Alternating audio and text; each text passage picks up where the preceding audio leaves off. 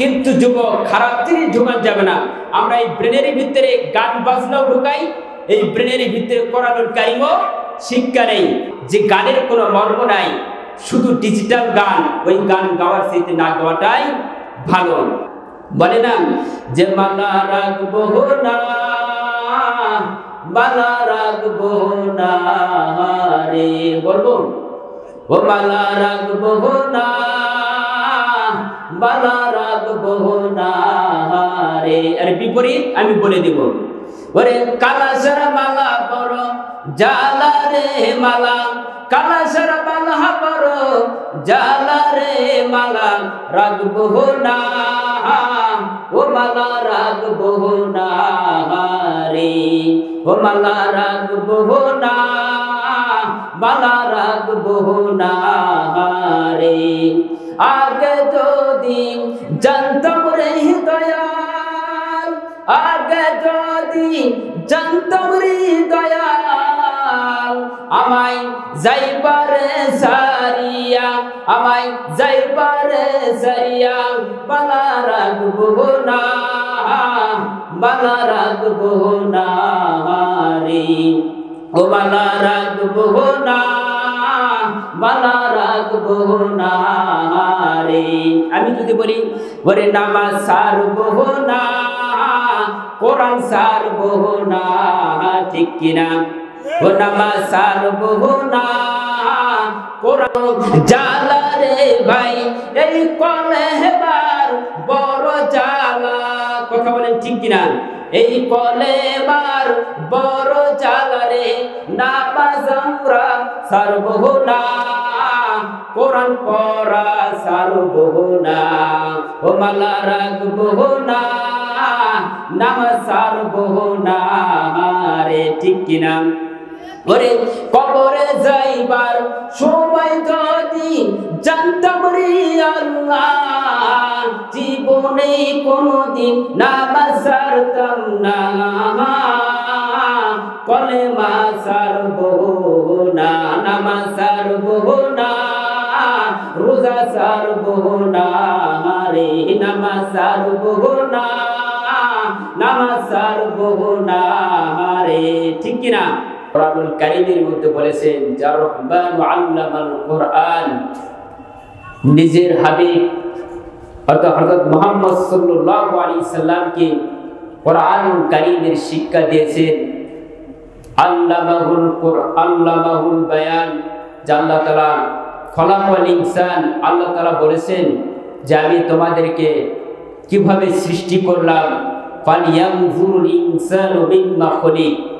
আল্লাহ সুবহানাহু ওয়া তাআলা বললেন যে তোমার এত সুন্দর চেহারা, লাবণ্য চেহারা, তুমি একটাবার তাকায় দেখো আমি কেমনে আল্লাহ পাক তোমাকে সৃষ্টি করলাম। এর জন্য আল্লাহ তাআলার নিকটে আমাদেরকে শুকরিয়া আদায় করা দরকার। কথা বলেন ঠিক না বেঠিক? যে রব্বুল আলামিন কোরআনুল কারীম থেকে শুরু করি ইনশাআল্লাহ। বিসমিল্লাহির রহমানির রহিম। আর-রহমানু আল্লামাল কুরআন,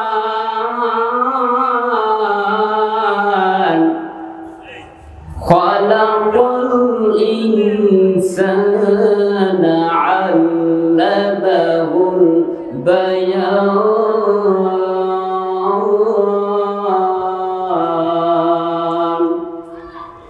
এবার আল্লাহ রাব্বুল আলামিন ডাকতে বললেন, নবী গো আমার পক্ষে থেকে তুমি জানায়া দাও, আমি আল্লাহ পাক ঘোষণা করে দিলাম আর-রহমানু আল্লামাল কোরআন। আল্লাহ তাআলা এখানে বলে দিয়েছেন আর-রহমানু আল্লামাল কোরআন, আমি নিজের হাবিবকে কোরআনুল কারীমের শিক্ষা দিলাম। খলাকাল ইনসান, আমি মানুষকে সৃষ্টি করলাম।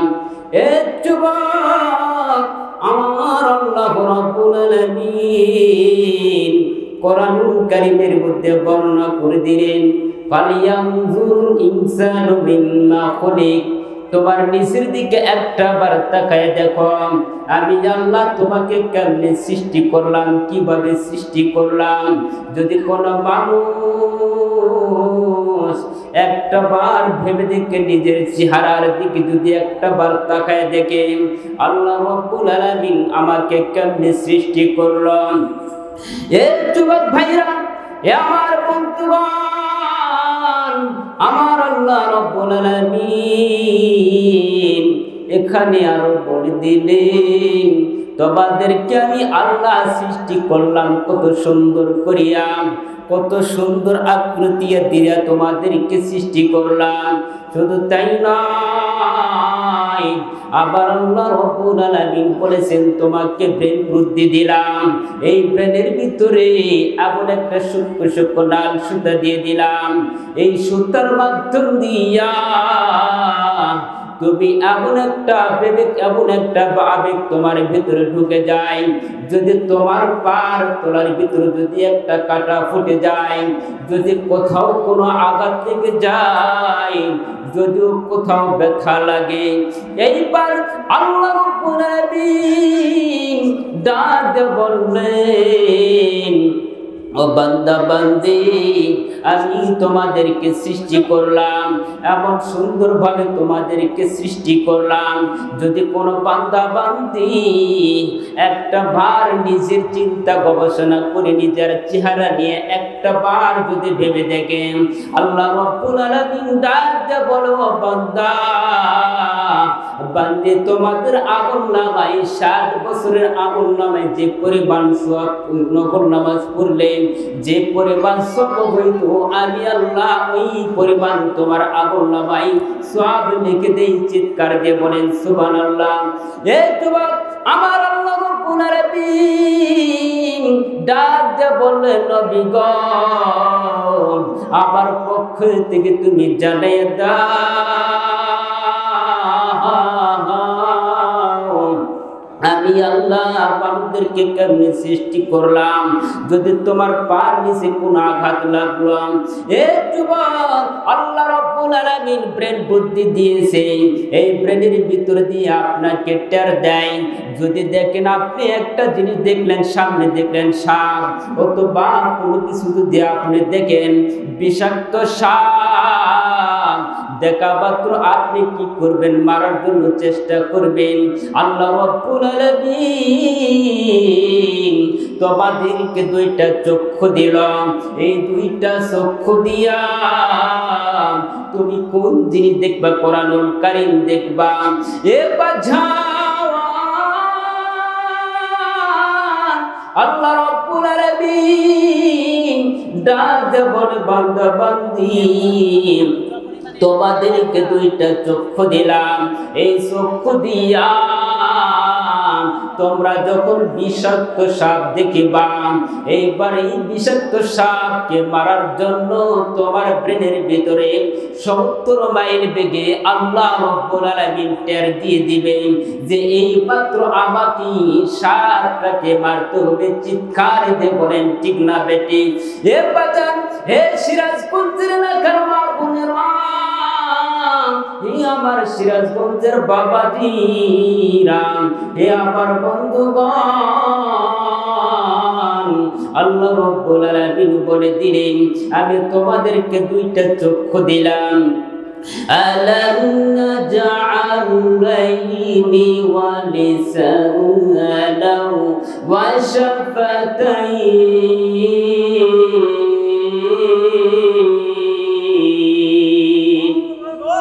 কার কথা? আল্লাহ পাকের কথা।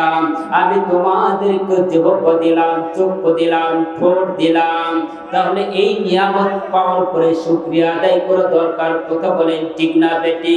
এ যুবক ভাইরা, আল্লাহ রাব্বুল আলামিন যে তোমাদেরকে ব্রেন দিল, এই ব্রেনের ভিতরে সবকিছু সৃষ্টি করে দিয়েছেন। এই ব্রেন যদি একটা বার ভালোর দিকে পথ অবলম্বন করা, আল্লাহ রাব্বুল আলামিন ডাক দিয়ে বলে যদি ভালোর পথ একটা বার দেখিয়ে নাও, আমি আল্লাহ তোমাদের জান্নাতের দরজা খুলে দিব। চিৎকার দিয়ে বলেন সুবহানাল্লাহ। এ বাজান, একটা বার ভেবে দেখো, যদি কোনো বান্দা বান্দি বাম দিকে রাস্তা যদি চলাফেরা করে, ওই সমস্ত বান্দা বান্দির জন্য আল্লাহ রাব্বুল আলামিন জাহান্নামের দরজা খুলে দিবেন। চিৎকার দিয়ে বলেন ঠিক না বেটি? তাহলে এই ব্রেনের ভিতরে বুদ্ধিটা দিয়েছেন কে? এই বুদ্ধিটা যদি ভালো কাজের দিকে একটা পথ অবলম্বন করা, তাহলে আপনার জন্য মঙ্গল কামনা হবে। আর যদি খারাপের পথ অবলম্বন করো, তাহলে অমঙ্গল হবে। কথা বলেন ঠিক না বেটি? আল্লাহ রাব্বুল আলামিন ব্রেন বৃদ্ধি দিয়েছেন। এই ব্রেনের ভিতরে দেখুন একটা মেমরি কার্ড সৃষ্টি করে দিয়েছেন কে? আল্লাহ। যখন মোবাইল চালান, মোবাইলের ভিতরে কিন্তু মেমরি কার্ড দরকার। মেমরি কার্ড ছাড়া কিন্তু মোবাইল চলে না। কথা বলেন ঠিক না বেটি? এই মেমরির ভিতরে আপনি ভালো কিছু তুলতে পারবেন, খারাপ কিছু তুলতে পারবেন। এমন যা কিছু ডাউনলোড দিবেন, মেমরি যখন ফুল হয়ে যায় আর কিন্তু মেমরিতে ঢোকে না, কিছু ঢোকে? মেমরি যখন ফুল হয়ে যায় তখন কিছু আর ঢোকে না। কিন্তু আল্লাহ রাব্বুল আলামিন যে মেমরিটা আমাদের ব্রেনের ভিতরে দিয়েছে, এই মেমরির ভিতরে যতই কিছু ঢোকাবেন তারপরও শেষ হবে না। চিৎকার দিয়ে বলেন সুবহানাল্লাহ। আল্লাহ পাক বলেছেন, আমি তোমাদেরকে এমন ব্রেন বুদ্ধি দিয়েছি, এমন মেমরি দিয়েছি, এই মেমরি দিয়ে যদি সারা পৃথিবীতে যদি লাইব্রেরি তৈরি করা হয়, এরপরও কি হবে? তোমার মেমরির কাজ শেষ হবে না। চিৎকার দিয়ে বলেন সুবহানাল্লাহ। কিন্তু আমরা এই মেমরির ভিতরে ভালো জিনিস ঢুকাইতে চাই না, খারাপ জিনিস বেশি ঢুকাইতে চাই। কথা বলেন ঠিক কিনা? ঠিক আছে? এইবার যুবক ভাইরা, এমন ব্রেন বুদ্ধি আল্লাহ পাক দিয়ে দিলেন। এই ব্রেনের ভিতরে আপনি যদি কোরআনুল কারীমের একটা বার হাফেজ হয়ে দেখুন, কোরআনের কি দাম বাড়াই দিবেন। হে যুবক, কোরআন পড়লে কি দাম? কোরআন যারা পড়ে, কোরআনের মর্যাদা আল্লাহ রাব্বুল আলামিন বাড়াই দেয়। কথা বলেন ঠিক না বেটি? হে যুবক ভাইজান, আল্লাহ রাব্বুল আলামিন দুইটা চক্ষু দিলাম, আবার আপনাকে জিহ্বা দিয়েছে। এই জিহ্বা দিয়ে আপনি কি করবেন? এই ঠোঁট দিয়ে আপনি কি করবেন? এই চক্ষুটা দিয়ে আপনি কি করবেন? আল্লাহ রাব্বুল আলামিন দুইটা চক্ষু দিয়েছেন। এই চোখ দিয়া কোরআনুল কারীম তেলাওয়াত করবেন, ভালো জিনিস করবেন, আপনার ব্রেন বুদ্ধি বাড়ায় যাবেন। তাই নয়, শুধু তাই নয়, এই চক্ষু দিয়ে কোরআন পড়বেন, জিহ্বা দিয়েছে, জিহ্বার ভিতরে আল্লাহ রাব্বুল আলামিন এমন একটা স্বাদ মজা দিয়েছেন। এই জিহ্বার ভিতরে 3000 অসাধারণ স্তর আল্লাহ রাব্বুল আলামিন দিয়ে দিয়েছেন। বলেন সুবহানাল্লাহ। এই জিহ্বার ভিতরে হয়তো খাইবেন গরুর গোশত এক প্রকার স্বাদ লাগবে, মুরগির গোশত খাবেন আরেক প্রকার স্বাদ লাগবে, মাছ খাবেন এক প্রকার স্বাদ, শাকসবজি খাইবেন আরেক প্রকার স্বাদ লাগবে, বিড়ি খাইবেন আরেক প্রকার স্বাদ লাগবে। কি শুনছেন? বিড়ি খাবেন আরেক প্রকার স্বাদ লাগবে, গাঁজা খাবেন আরেক প্রকার স্বাদ লাগবে। একজন লোক জিজ্ঞাসা করতেছে, হুজুর গাঁজা খাওয়া তো জায়েজ আছে, কেমনে? মসজিদের মধ্যে নামাজ পড়তেছে, এক মুরব্বী বলতেছে, চাচা যে হুজুর গাঁজা খাওয়া জায়েজ আছে, তো বলেন তো চাচা কেমনে জায়েজ করছে, একটু বলেন না শুনি। তো বলতেছে কেন? কয়েন জবর গা, খা জবর খা, যা জবর জান, গাঞ্জা খান। আমিও বলে দিলাম ঠিক আছে, আপনার কথাটাও শুনি। যেরকম গাঞ্জা খাওয়া বলে দিলেন, আমিও বলি কয়েন পেশ গু, খা জবর খা, জন্মের গু খা। ঠিক কিনা? আবার একজন বলতেছে যে হুজুর এত জিনিসের দোয়া রয়েছে, বিড়ি খাওয়ার দোয়া নেই। আমি বললাম কি হ্যাঁ, কি আছে? বিড়ি খাওয়ার দোয়া আছে। বলেন আল্লাহুম্মা বারিক লানা ফিমা বিরিটানা। দেখছেন কত সুন্দর কথা। আমরা এগুলোর দিকে তাকাই না। আমরা নামাজ পড়বো, রোজা রাখবো, নামাজের জন্য অনেক দোয়া মাসালার দরকার আছে না নাকি? দোয়া মাসালার প্রয়োজন আছে না? নামাজ পড়ার সময় তো দোয়া মাসালার প্রয়োজন রয়েছে, কিন্তু এগুলোর দিকে আমরা খেয়াল রাখি না। একজন লোক বলতেছে হুজুর গোসলের ফরজ কয়টি? তো কেন আপনি কি জানেন না? হুজুর জানি। তো বলেন তো গোসলের ফরজ কয়টি? বলতেছে 3টি। বললাম কি কি বলেন তো? বলতেছে হুজুর গামছা, লুঙ্গি আর সাবান। দেখছেন গোসলের ফরজ কয়টি?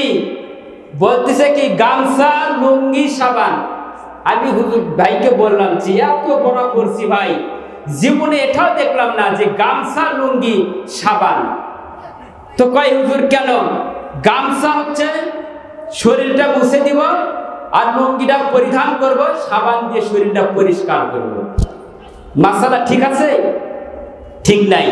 তা আমি বললাম ঠিকই আছে, এই মাসালাও ঠিক আছে, কারণ সাবানেরও প্রয়োজন, লুঙ্গিরও প্রয়োজন, গামছারও প্রয়োজন, গোসল করতে লাগে কিনা। কিন্তু আসলে গোসলের ফরজ তিনটি, সেটা আমরা জানি না। জানি এই লোকটার উত্তর না জানার কারণ হচ্ছে কোরআন জানে না, ফিকহ মাসালা এগুলো জানে না, না জানার কারণে এগুলো বাজে উত্তর দেয়, কথা বলে ঠিক কিনা। কিন্তু এই ব্রেনের ভিতরে দিয়েছে আল্লাহ পাক, এত সুন্দর করে ব্রেন বুদ্ধি দিয়েছেন। কিসের জন্য?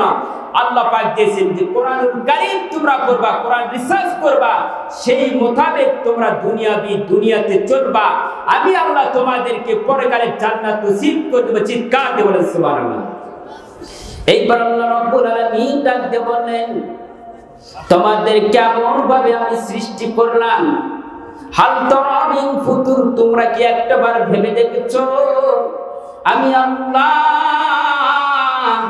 তোমাদেরকে এত সুন্দর করে আকৃতি দিয়ে, এত সুন্দর দিয়ে করাইলাম, সৃষ্টি করলাম। যদি কোনো মানব মণ্ডলী যদি একটাবার ভেবে দেখে আল্লাহ রাব্বুল আলামিন আমাকে কেমনে সৃষ্টি করলো, কেমনে তৈরি করলাম, অবশ্যই ওই বান্দা জীবনে কোনদিন নামাজ ছাড়তো না, কথা বলেন ঠিক কিনা। ওই বান্দা জীবনে কোনদিন সুদ খাইতো না, ওই বান্দা জীবনে কোনদিন জিনার কাজে জড়িত হইতো না, কথা বলেন ঠিক কিনা। আল্লাহর প্রতি অবশ্যই ধাবিত হয়ে যাইতাম, অবশ্যই আল্লাহর প্রতি নত স্বীকার করতাম যে আল্লাহ জীবনে যা ভুল করেছি আর কোনদিন ভুল করব না। এইবারে বান্দা সঠিক পথ অবলম্বন করেছেন, ব্রেন বুদ্ধিকে দিয়েছেন আল্লাহ, আল্লাহ ব্রেন দিয়েছেন, এই জন্য আপনি সঠিক পথ অবলম্বন করতেছেন। সঠিক পথ অবলম্বন না করলে আপনার জন্য জান্নাত হবে না, কথা বলেন ঠিক না ব্যাটিং। আমার বন্ধুগণ, সঠিক পথ অবলম্বন করতে হবে। এই ব্রেনটা শুধু দিয়েছে আল্লাহ পাক ভালো কাজে লাগার জন্য, আপনাকে খারাপ কাজের জন্য লাগানোর জন্য দেয় নাই। তাহলে আমরা এমন আল্লাহ পেয়েছি, সেই আল্লাহ কি পাওয়ার পর আমরা খুশি না বেজার? খুশি না বেজার? অনেক আল্লাহ পায় খুশি, নবীকেও পায় খুশি, বিবিকেও পাওয়া খুশি, কথা বলেন ঠিক না বেটি? এ মুসলমান, আল্লাহকে পাওয়ার পরে নবীকে পালাম, তাহলে সে আল্লাহ কি বলছে? নামাজ পড়ো, রোজা রাখো, সঠিক পথ অবলম্বন করো। রসুলকে পাইলাম, রসুলের সুন্নাতটাকে আমরা ধরে রাখতে পারছি? ধরে রাখতে পারছি? রসুলের সুন্নাতটা আমরা ধরে রাখতে পারতেছি না। তাহলে সেই আল্লাহ আমাদের কেমন ভাবে সৃষ্টি করেছেন, এত সুন্দর করে তৈরি করলেন, এত সুন্দর করে সৃষ্টি করেছেন। আমরা কি এমনিতে এসেছি? কার গর্ভ থেকে এসেছি? তাহলে মার গর্ভ থেকে আমরা এসেছি। তাহলে সেই মাকে আমরা কি সকলেই দেখাশোনা করি? ভালোভাবে দেখাশোনা করি? ফেসবুকে, ইউটিউবে, পেপার পত্রিকায় দেখা যায় অনেক মাকে কারাগারে বিশ্রামখানায় রেখেছে, বাড়িতে তার ভাত হচ্ছে না। এরকম সমাজে আছে নাই? আপনার এলাকায় কথা বলি না, আমার নিজের এলাকায় বলতেছি। নিজের বাড়িতে, এলাকায় মাকে ভাত দেয় না। আপনাদের এলাকায় আছে? আছে। তাহলে সেই মার গর্ভ থেকে আমরা আসিলাম, এত সুন্দর করে আল্লাহ নিয়ে আসছে, পৃথিবীটা দেখাইছে। সেই মাকে আমরা ভাত দেই না, সেই মাকে আমরা দেখি না, বাবার প্রতি শ্রদ্ধা করি না, ভালোবাসা দেই না, মহব্বত করি না। তাহলে বলেন জান্নাত কি সহজ? জান্নাতটা কি সহজ? জান্নাত সহজ নয়, জান্নাত কঠিন। জান্নাতের কাজ করতে হবে, কথা বলেন ঠিক না বেঠিক? এবার মুসা আলাইহিস সালামের জামানায় একটা লোক একটা ছোট বাচ্চাকে জিজ্ঞাসা করে বলো, আল্লাহ রাব্বুল আলামিনকে মুসা আলাইহিস সালাম বলেন, আল্লাহ আমি গোলাম মুসা আলাইহিস সালাম, সেই মুসা আলাইহিস সালাম আমি হলাম আপনার নবী, আমার জামানায় কোন ব্যক্তি জান্নাতে প্রবেশ করবে, কে আমার সঙ্গে জান্নাতে থাকবে। এইবার মুসা আলাইহিস সালাম ডাক দিয়ে বলেন, আল্লাহ ডাক দিয়ে বলে, মুসা গো তোমার সঙ্গে জান্নাতে কে থাকবে ওই শিশু বাচ্চা তোমাকে বলে দিবে। আল্লাহকে ডাক দিয়ে বলেন, রব্বুল আলামিন আমি এই শিশু বাচ্চাকে কোথায় পাবো? বলতেছে ওই যে দেখা যায় সেখানে গেলে পাবা। এইবার ওই শিশু বাচ্চার নিকটে চলে গেলাম, শিশু বাচ্চাকে জিজ্ঞাসা করলো, বাবা তুমি বলো আসলে আমার সঙ্গে জান্নাতে কে থাকবে? এইবার শিশু বাচ্চা এত সুন্দর করে বলে দিলাম, তোমার সঙ্গে জান্নাতে কে থাকবে সেটাও আমি বলে দিলাম। তার আগে হলো আল্লাহ রাব্বুল আলামিন এমন একটা মেঘ দিয়েছেন, এমন একটা আকাশ সৃষ্টি করেছে, এই মেঘের ছায়া আপনার শরীরের উপর, আপনার দেহের উপর পড়ে যাবে। এইবার মেঘটা যখন চলে আসবে, শিশু বাচ্চা কথা বলার পরে সাথে সাথে মেঘটা চলে এসেছে। এইবার শিশু বাচ্চার কথা শোনার পরে আশ্চর্য হয়ে গেলাম। শিশু বাচ্চা বলো বলো তুমি একটা ডাক দিয়েছো, মেঘটা চলে এসেছে, আর কি আছে একটু বলে দাও। এ মুসা তুমি তো জানো না আরো তোমার জন্য এমন এমন জিনিস দিবে আল্লাহ, যদি সত্যিকারে মা বাবাকে খেদমত করা যায়, ওই মা বাবার খেদমতের কারণে আপনার কিসমত খুলে যাবে। চিৎকার দিয়ে বলেন সুবহানাল্লাহ। হে বন্ধু, হে আমার মা বোনেরা, হে আমার ভাইরা, আল্লাহ রাব্বুল আলামিন দেখুন মুসা আলাইহিস সালামকে কি একটা কেরামতি দিলেন। এইবার মুসা আলাইহিস সালাম আল্লাহকে ডাক দিয়ে বলে, আল্লাহ বলো আমার সঙ্গে কে জান্নাতে থাকবে? হে মুসা তোমার সঙ্গে জান্নাতে থাকবে একজন কসাইয়ের ছেলে। তখন বলে, আল্লাহ আমি ওই কসাইয়ের ছেলেকে কোথায় পাবো? এইবার ওই কসাইয়ের ছেলেকে দেখার জন্য তিনি চলে গেলেন। এইবার যাওয়ার পর মুসা আলাইহিস সালাম দেখলেন কসাইয়ের নিজের মাকে এত সুন্দর করে গরুর গোশত খাওয়াইতেছেন। আপনি বলেন আপনার বাড়িতে বড় বড় ইলিশ মাছ খান ঘরের ভিতরে, আপনার বউকে নিয়ে খান এবং ছেলেকে নিয়ে খান, কোনদিন দেখছেন মা কি খাইছে এরকম দেখাশোনা করছেন?